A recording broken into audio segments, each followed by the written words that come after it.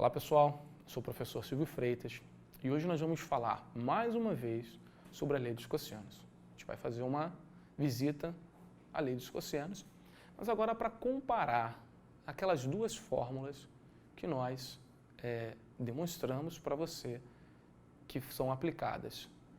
Número 1, há um triângulo em que a gente tem como referência um ângulo agudo, entre 0 e π sobre 2, 0 e 90 graus, e um ângulo obtuso, entre 90 e 180 graus. Porque para cada uma dessas situações, nós demonstramos para você como é que se chega a essas fórmulas. Vale a pena você voltar nessa aula que eu estou comentando e assisti-la mais uma vez, para poder entender melhor o que a gente está fazendo aqui. Tá?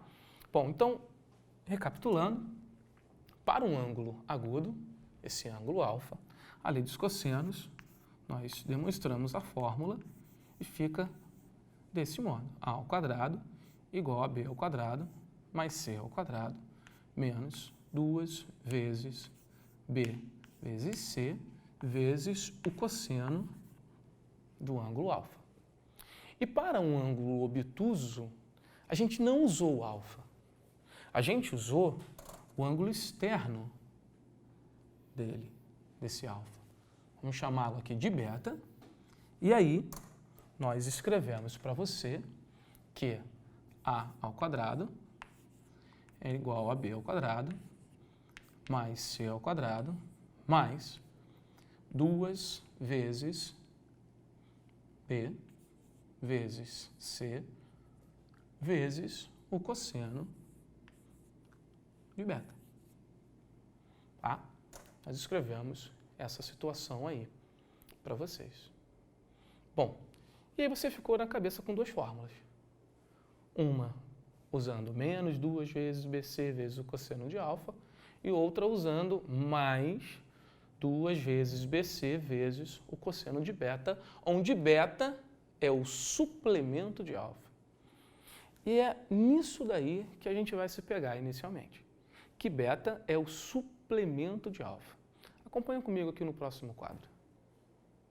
Então, utilizando-se do fato que beta é o suplemento de alfa, então a gente sabe que beta pode ser reescrito como π menos alfa. Suplemento é quanto falta aquele ângulo para chegar até 180 graus, ou seja, a diferença entre o 180 e o ângulo. Tá? Então, a gente sabe dessa igualdade que o cosseno de beta, o cosseno do que está à esquerda, tem que ser igual ao cosseno do que está à direita, uma vez que eles representam o mesmo arco trigonométrico. Então, o cosseno de beta é igual ao cosseno de π menos alfa. Mas, Silvio, esse cosseno de π menos alfa eu já vi em algum lugar. Estou lembrando daquela sua aula que você falou da redução do segundo quadrante para o primeiro quadrante.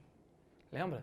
Que você escreveu assim, aqui, a sua lembrança, que o cosseno de π menos alfa é igual ao oposto do cosseno de alfa.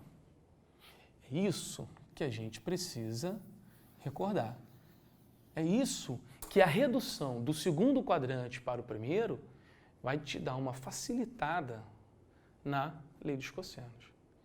Então, substituindo cosseno de π menos alfa por o oposto do cosseno de alfa, a gente tem que o cosseno de beta é igual ao oposto do cosseno de alfa. E isso daqui nós vamos aplicar na lei dos senos que nós escrevemos anteriormente. Na segunda, onde a gente usa aquele ângulo beta, que é o suplemento do alfa. Então, lembra lá, estava escrito assim, a ao quadrado é igual a b ao quadrado mais c ao quadrado mais 2 vezes b vezes c vezes o cosseno de beta, onde beta era o externo. Trocando o cosseno de beta pelo oposto de cosseno de alfa, então a gente sabe que a ao quadrado é igual a b ao quadrado mais c ao quadrado mais 2 vezes b vezes c vezes, aqui ó, o cosseno de beta vai entrar, menos cosseno de alfa. Bom, nesse produto aqui eu tenho que 2 é positivo, B e C são positivos também, porque são as dimensões de um triângulo, mas o cosseno de alfa é negativo, né? Então vai trocar o sinal de toda essa multiplicação inteira vai ficar negativa. Então conclui-se que a ao quadrado é igual a b ao quadrado mais c ao quadrado menos 2 vezes b vezes c vezes o cosseno de alfa. Aí você vai falar, mas Silvio, isso é exatamente o que nós encontramos na primeira fórmula, quando o ângulo era um ângulo agudo. É isso mesmo, gente. Na verdade, a lei dos cossenos, que inicialmente nós definimos para duas situações diferentes, um ângulo agudo e um ângulo obtuso, na verdade, é uma coisa só. Agora a gente sabe que o cosseno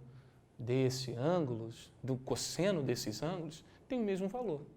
Então, aquelas duas fórmulas, na verdade, se reduz a uma coisa só, onde a gente utiliza o ângulo alfa, o ângulo interno ali, tá? Tanto para o agudo, tanto para o obtuso.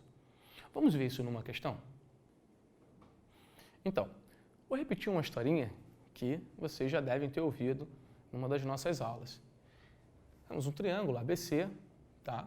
Isso pode ser uma representação de várias situações. A historinha que eu vou contar é que aqui pode estar localizado um farol, no ponto B está um navio, em C está outro navio.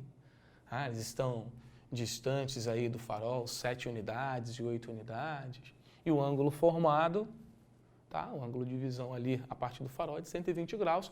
E a minha intenção é calcular a distância entre esses navios, a distância que aqui foi chamada de x.